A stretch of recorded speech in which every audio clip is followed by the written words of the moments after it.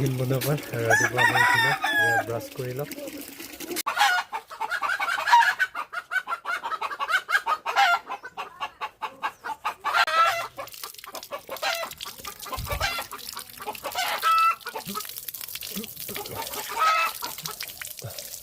ঘৰতে অলপ ৱৰ্কআউট কৰি